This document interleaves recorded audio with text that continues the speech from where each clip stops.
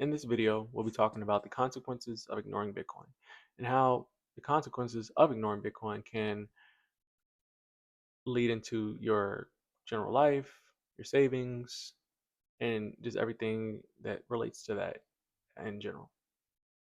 Let's get started. So, to start off, one of the first things that I want to kind of speak on would be when you stay dependent on systems that don't work for you, i.e., our monetary system, our banking system, you're ignoring Bitcoin, and it means that you're trusting banks, you're trusting inflation, and you're trusting government policies to protect your money. And they won't. They only care about themselves, right?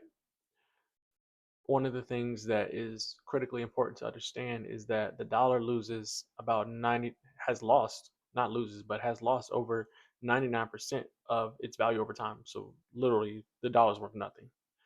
Um, and your savings account, or not, when you say your savings account, I literally mean like either you have a um, savings like with your bank, you might have a high yield savings, your 401k, your IRA, your TSP, whatever it is that you save in is is a melting ice cube essentially, right? Your money is, if you let it sit, it's literally burning. It's melting. Your money is melting. It's becoming worth less because the money is being debased day after day after day. And that happens because of what we allow our banks to do with fractional reserve banking, what we allow the Fed to do when it comes to just printing money to either um, do monetary easing, or so I'm sorry, not monetary easing, QE or QA, quantitative easing or quantitative, forget the other one, but either way. Another would be that your banks can freeze your accounts, limit your withdrawals, or even collapse overnight. Um, and this has happened in countries all over, because you have to remember that when the dollar is not just what happens in America, it's what happens to other countries as well, because those dollars are pegged to the United States current dollar as well, right? Or those currencies are pegged to the United States dollar as well.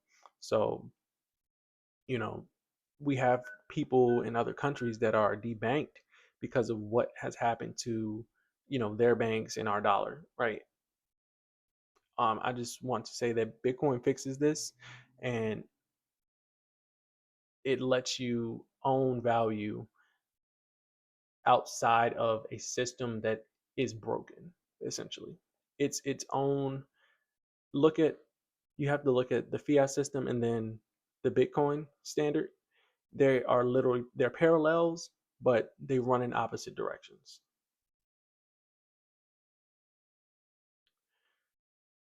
The next that I kind of want to touch on is that ignoring Bitcoin is essentially like missing the greatest wealth transfer of our generation.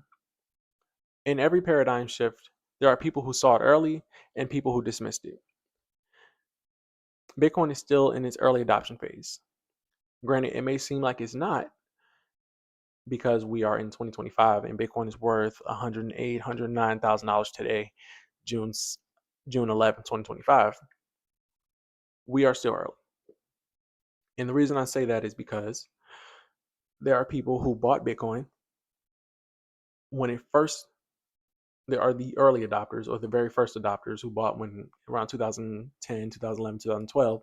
And those people who bought and held are selling some of their Bitcoin today, right? They're doing that to improve their lives if they understand what Bitcoin is.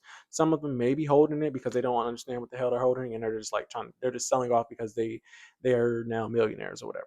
Some people got lucky and they just don't understand what they're holding, right? And you may look and say, well, how am I going to do that, right? It's simple. You buy Bitcoin and you wait, just like they did. The same thing is going to happen. Bitcoin is not the dollar. Bitcoin will not go down like the dollar has. It will not lose value like the dollar has. It will always and forever go up because it is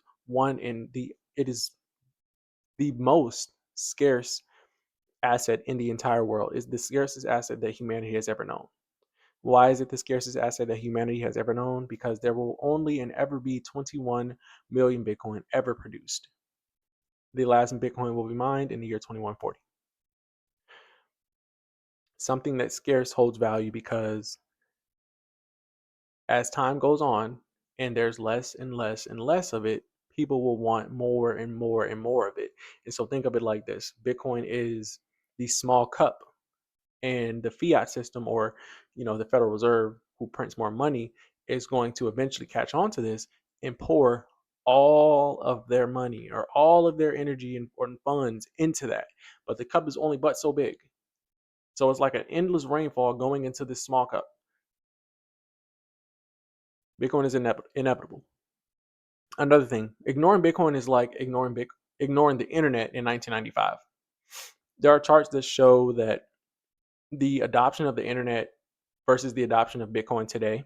And we're literally at, I believe, not the peak, but the very beginning stages of where the internet was. I'll show you a chart so you guys can see what I'm talking about. But literally, this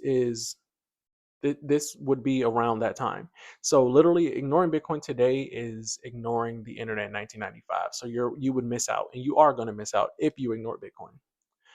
Um, which honestly, I think that majority of people will not will miss out on Bitcoin because they won't take the time to understand it. I can count like countless of times where I've told people to study Bitcoin or to go watch a video and just kind of try to dive into it a little bit, or just give them like a little bit of information and see if they go anywhere with it. And most people just don't have the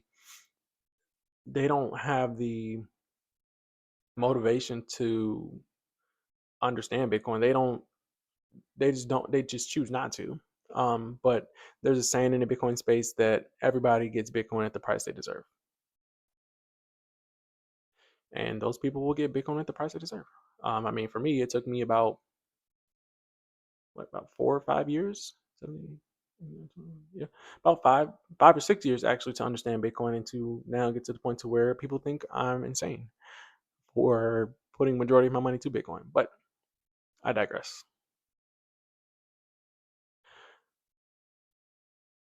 Another thing, or another two things I'll touch on before we wrap this video up. Essentially, you're trading your time for money while others are trading their time for freedom, essentially, right? So think about that. You go to work, you get paid, you work 9 to 5. Majority of your day is gone. Some people work longer than that.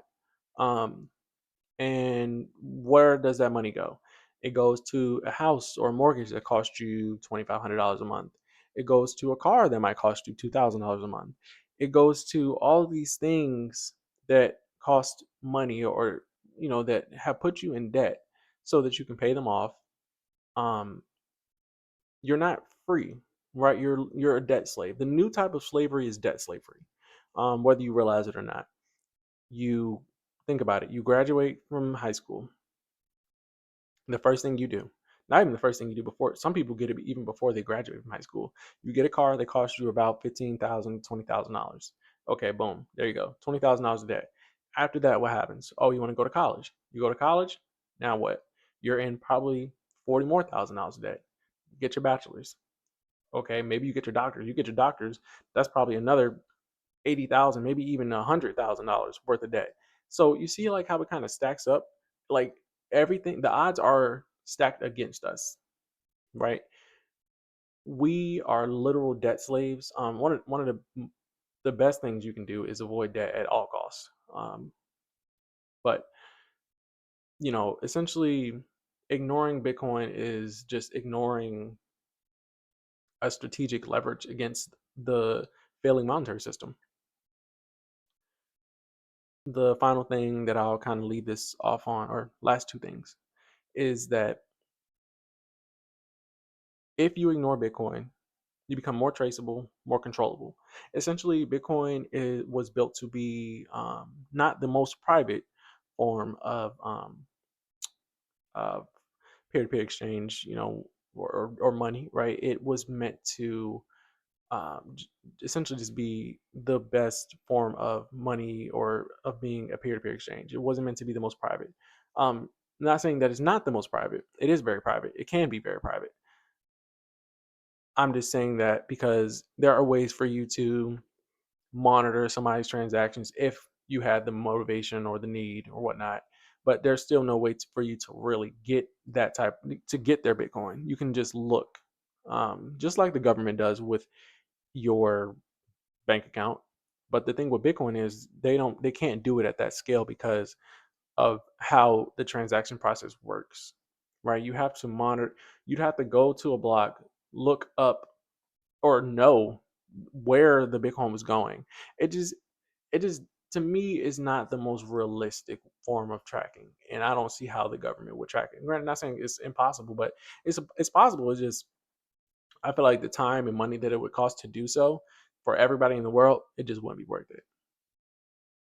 Especially say if we get on like a Bitcoin standard or something like that. Um, and the last thing I will say is if you ignore Bitcoin, you're disqualifying yourself from the new digital economy. All future platforms will run on Bitcoin. Essentially, they already are. There is the Bitcoin on-chain network or layer, sorry, and then you have Lightning, which is layer two network or layer built on top of Bitcoin. You have Nostr, um, which is the essentially a social media layer built on top of Bitcoin as well. So there are like the world or Bitcoin is preparing to essentially take over and form this new digital economy. So missing this will not only hurt you, but it'll essentially hurt probably you and your future generations. The last thing I'll leave you guys with is Bitcoin isn't about being early anymore. It's about being left behind. So stack sats and live life.